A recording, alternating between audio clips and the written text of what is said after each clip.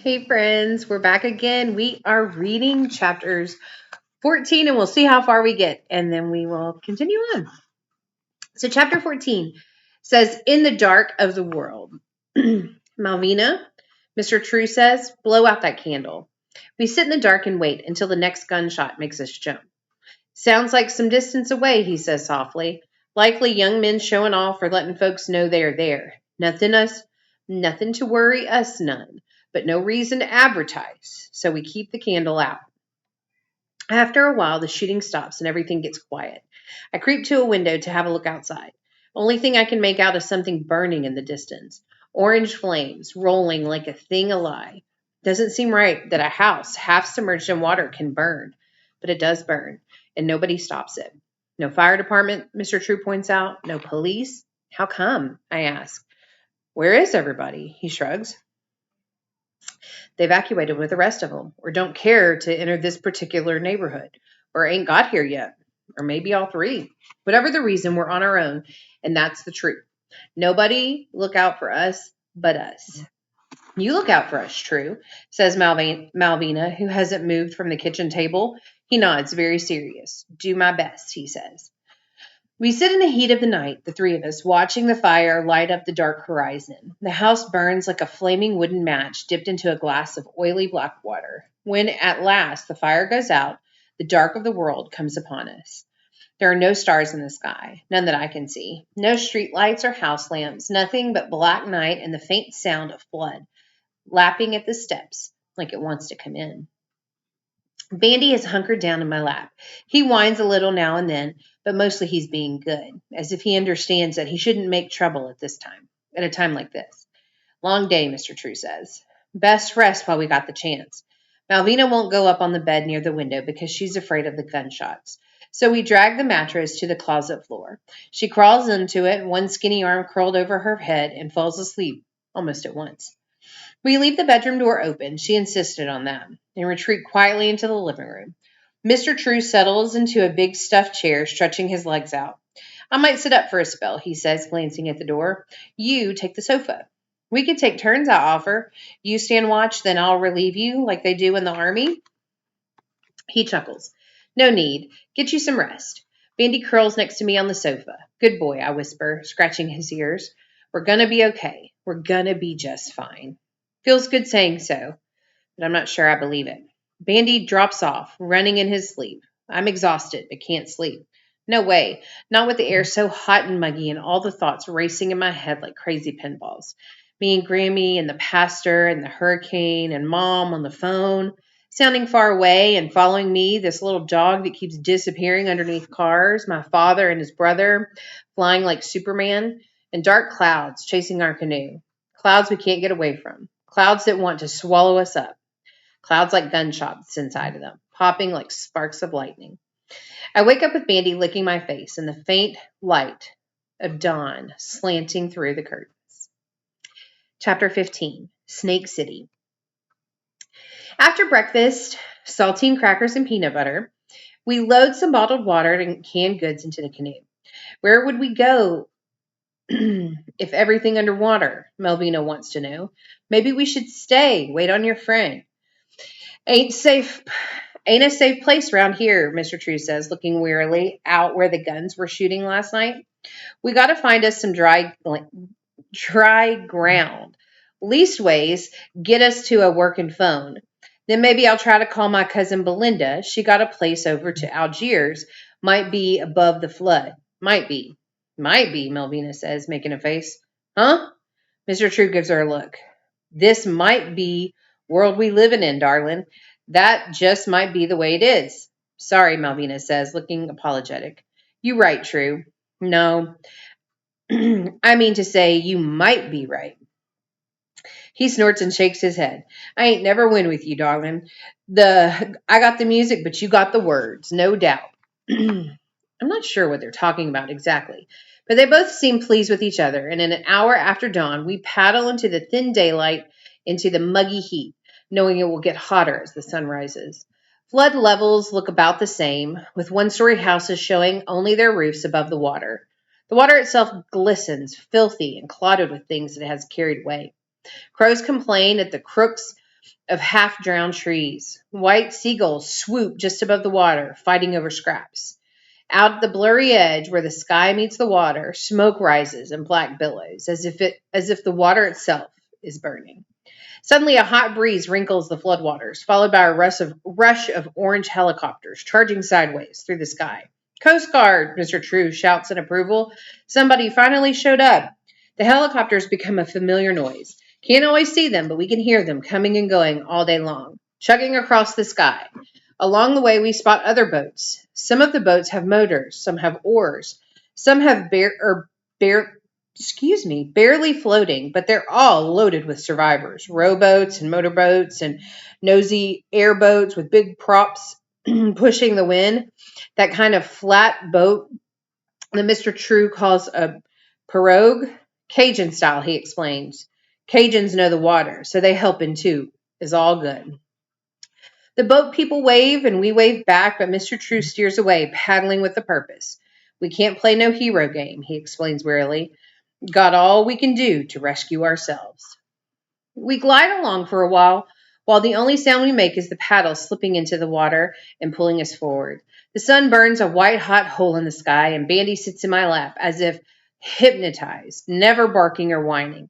It's kind of unforgettable, but I can't push him. It's kind of uncomfortable, but I can't push him away, not after what we've both been through. I wonder what a dog sees. Does he see a city crushed and ruined with rows and rows of wooden houses dissolving into the flood? And roofs sad like broken party hats? Or is it a blur of things he can't quite figure out, except for the smell part? A mind-wrinkling stink of rot and mold and garbage and smoke and maybe something worse, something I'd rather not think about. Maybe Bandy knows, and that's what makes him so quiet. Far in the distance, a siren wails and wails. I've never heard a sound so lonesome. Melvina says, True? What'd you say about dry land and a phone? That mean we can call my mom? He lifts the paddle out of the water, pausing to consider the question. We get a message to her, let her know you okay, he says finally. Promise? Do my best. Makes me wonder what that means exactly. Get a message to her. But I don't ask. Not my business, that's for sure. Brightened by the prospect of a phone call to her mom, Malvina keeps up a steady commentary as we glide through the neighborhood. Oh, I know that old house. Old lady Miss Henderson. She owns it till she die. Now it's gone to her nieces. With all they kids, and they made 2 houses up and down. And over there, that rusty roof, that a store. They sell food in the back. Dirty rice and kettle fry. Real tasty. Owner let us buy candy for a penny, even though it was supposed to be a dime. They got good snowballs, too. Snowballs, Mr. True says. Oh, yeah, I remember. Cold enough to freeze your throat. Uh-huh. It hurt good. Over there, that was a salon Alicia. Alicia, she do my mom's hair. When I was little, she had a parrot in a cage that said, Who dat? First time I thought it was a person in the other room. That's how good that parrot talked. You know Leisha True? She almost as light-skinned as Zane. He shakes his head and chuckles. Boy won't be light-skinned for long with this sun and no hat. Melvina points. See over there, around that corner from Miss Henderson? You can't see it now because the water's too deep, but I used to know these 2 twin girls, 1 year older than me, and we sing on this karaoke box they had with a pink microphone. We pretended like we were auditioning for American Idol. Malvina goes on, describing everybody that lived in the neighborhood, all the family connection, hardly pausing to take a breath. She talks different from me, like she says dough instead of door, and stow instead of store, and troot instead of truth. But I understand her pretty good. It helps that she talks with her hands, shaping the words. But mostly I get it because she wants me to. My own mom would say she's full of beans, but for all I know, that's an insult in New Orleans.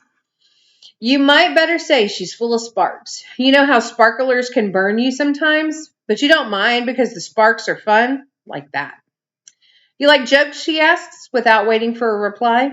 What kind of dog keep the best time? A watchdog. How do you make an egg roll? You push it. Where do bees go to the bathroom? At the BP station. The jokes are really dumb, and I've heard most of them before, like in the 4th grade. But the way she tells them is she's so pleased with herself, you can't help but laugh. The jokes may not be funny, but she is. What did the judge say when the skunk walked into the courthouse? Odor in the court. What do you call a pig that does karate? A pork chop. You killing us, darling, Mr. True says, smiling indulgently. Girl wants to be a stand-up comic, but she better not stand up in this canoe. Good one, True, she says. Next joke, here it comes. Which side of the leopard has the most spots? The outside. She's on a roll, watch out. What do clouds wear under their shorts? Thunder pants. Easy, darling, you're going to hurt yourself like you're hurting us. We got to laugh, right, True? Oh, yeah, for sure we do. Go on and drink some water, darling. Bottle there behind you. See it? Zane, you best have one too. The mood changes from funny to scary all at once. I'm sipping the warm plastic bottle, wishing it was cold, when the dirty floodwater ahead of us starts to wrinkle. That's what it looked like at first, like a wrinkle when you shake out a blanket. Just a bunch of wrinkles tangled up together but moving on their own. Keep your hands inside, Mr. True said in a warning tone. The fear hit like something electric, shooting up my spine and into the back of my neck. Lots of people are afraid of certain things. For instance, my mom is totally afraid of spiders. Whenever she sees a spider, she makes me get up out of the room for her. I don't mind because spiders don't scare me. They're kind of interesting with their webs and all. What does scare me, as long as I can remember, is snakes. And there are snakes in the floodwater. Dozens of snakes. Uncountable snakes, all writhing together. Makes me want to scream, but I can't. Keep hold of that dog, Mr. True says. We're going to sit real still and let him pass on by.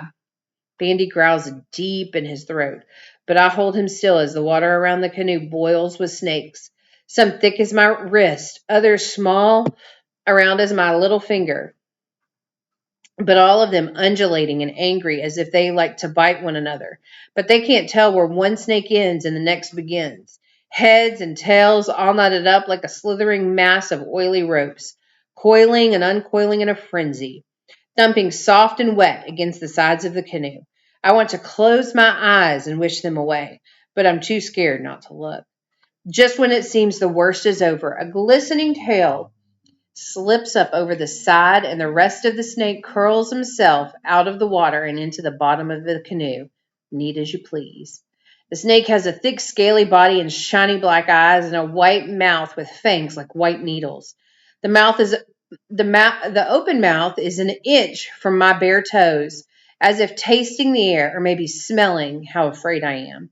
Something touches my shoulder. Mr. True, with the blade of the paddle, silently urging me to be still.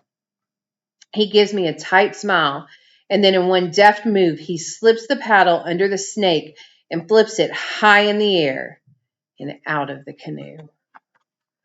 Whew. Chapter 16. Smoke on the water. An hour or so later, I'm still a little shaky inside. Like there's a cold place where that snake slithered into my brain and won't go away. Very unusual, Mr. True said about the incident. Big mess of cotton mouth all up together. Must be the flood drove him crazy. Never seen such a thing before. Likely won't ever see it again. He's trying his best to reassure me, saying how rare it is for a snake to come into a boat. But if it can happen once, it can happen again, right? The next time, he might not be as quick with his paddle. So I keep seeing wrinkles in the water and tensing up. And he keeps on paddling, slow and steady. We pass away from drowned neighborhood into a wide place with a couple of big wrecked barges laying half submerged. The shipping channel, he says. And on the other side of the shipping channel, the flood only comes to the lower windows of the houses instead of the roofs. Mr. True says the water is no more than 3 or 4 feet deep, and he could get out and walk the canoe if he had to. But me and Malvina beg him not to. And that's when I realized that despite all the joking around, she's just as scared of snakes as me. Stay in the boat, True, she pleads. Stay in the boat, he promises. He won't get out until the canoe bumps into dry ground. Come to that, it won't have to be exactly dry, he adds, musing. Soggy will do. How long we get there, Malvina wants to know. Long as it takes, but I suspect before this day end and we find us a good place. Maybe we could have too, if it wasn't for the smell of a cookout, which comes along about an hour later. Bandy sniffs it first, lifting his head and making a hopeful little whine in the back of his throat. Then we all nod pretty much at the same time. Malvina goes, "Smell that? Somebody's grilling." "Uh-huh. You can see where they at," Mr. True says, pointing with his paddle. Thin white smoke rises behind a brick of a school building. The school is on high enough ground, so there's only a few inches of water pooled around it. I'm 1,000 miles from home, but somehow it seems so familiar that it could be my own school, right down to the old sign posted by the main office that says all visitors must sign in at the main office. Mr. True paddles over, nudging the canoe up to the front steps. That's the first time I notice his foot hurts, because he gets out of the canoe and he grabs his leg and grimaces in pain. "True," Malvina cries. "Ain't nothing, darlin'. Sore foot is all. Bumped it a little when the flood came." He takes a deep breath and forces a smile. "You wait here while I check it out." He limps through the door into the school. So we sit there waiting, smelling that hungry smell. Pretty soon my stomach starts to growl. And it growls so loud and so long that Bandy perks up his ears as if he thinks there's another dog somewhere nearby. Malvina gets to giggling and can't stop. "You real funny, you know that," she says. "Sound like you got the Lion King in your tummy." It's pretty funny if you think about it, how your body makes noises whether you want it to or not. Some of them way worse than a stomach growling, so I get to laughing too. And Bandy joins in with a couple of happy yips. We're still laughing when Mr. True limps out of the school. "You ain't gonna believe this," he says. Inside the school smells kind of moldy and damp, but but sorry. But that's only like the bottom layer of all the smells. The top smell, the cooking smell, gets stronger and stronger as we head toward daylight at the end of the dark hallway. The fire doors have been propped open to a paved area behind the school with an old rusty basketball hoop at the end. On the pavement, lined up like cars revving at a stoplight, are three gas cookout grills with delicious smelling smoke pouring out from under the covers and a bunch of folks crowding around with big smiles on their faces. These are the first happy faces they've seen since before the hurricane. And all those smiles make me want to smile too. My mom always says a smile is easier to catch than a cold. And as usual, she's right. Mr. True takes off his hat and makes a little bow to the crowd. "Thank you all. Your hospitality is much appreciated." The people gather around the grills don't seem the least bit closed off about a few more hungry strangers crashing their cookout. The more the merrier, they keep saying, handing us plates. And what happened is they've been used in the local elementary school as an unofficial unofficial shelter. Unofficial because the doors had been locked and they had to break in the height of the flood when it was the only dry spot for miles around. With the power out, it made sense to empty out the cafeteria freezers before the food thawed out and spoiled, so they're grilling up enough chicken wings, fish sticks for the whole neighborhood, or for those who stayed behind. Those that couldn't evacuate or chose not to and managed to survive the wind and the rain and the rising waters. Mr. True asks if we can make a few calls, but the phones are dead here too. Cell towers got blown out just like everywhere else, said one of the men. One of the men explains. On the radio, it says they got some landlines still good in Gretna and could be some cell reception out to Jefferson, but who knows? Most of the city's flooded, and that's what they say. Gentilly, Metairie, Treme, Ninth Ward, St. Bernard Parish, all underwater. Mr. True nods to himself, as if this confirms what he suspected. Levees failed, he says. Nobody did nothing to fix them old levees. Mostly nothing but dirt, and they finally failed. Yeah, brah, they failed. We in the flow now. Police?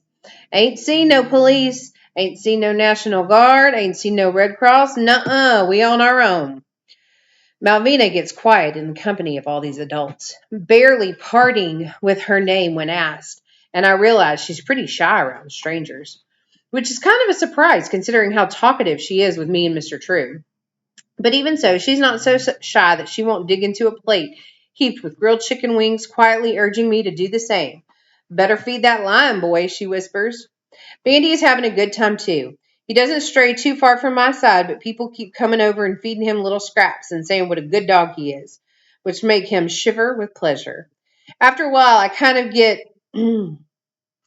that talking about my dog is an excuse for people to check me out. Probably wondering what a light-skinned New Hampshire boy is doing in this particular neighborhood with these particular people, although they're too polite to ask directly. Mr. True mentions about my great grandmother and how Gerald Dupree was my father, but nobody around here seems to know them. The local folks sort of pulled back, not wanting to push the subject, which is totally fine with me. Finally, Malvina leans over, speaking low. Maybe you an alien dude from outer space got the ears for it, like Mr. Spock. Now, hands automatically check my ears, which is mostly under my hair, and then I realize she's laughing, her sparkling eyes full of mischief. Got me, I say, dropping my hands. Oh, you easy, she says, giving me a little bump with her skinny shoulders. Thinking about it later, after all the bad stuff went down, and the good stuff too, that's the moment when me and Malvina started to be true friends. Sitting there eating our fill and joking around like we'd known each other for years. I even ate some fish sticks, which I normally hate because she says they're New Orleans style fish sticks and they're really good. As long as you got some dipping sauce. And they did. Little plastic packets like from McDonald's, only way better. We eat until we can't swallow another bite, and I'm starting to feel pretty good about everything. Like now it's all over. All the scary stuff that happened was really just part of an exciting story I can tell my friends. And soon the phones will start working, and I'll call my mom and tell her to come get me, and everything will be fine. That part, the feeling good part, ends with fearsome looking dude with designer shades and thick gold chains slides up next to us and goes, "Well now, this is a surprise, Malvina Rollins, as I live and breathe. Too bad about yo mama." Malvina looks at him the way she would look at the snakes that slipped into our canoe. That's the end. Chapter 16. We'll have to wait for chapter 17 coming up next.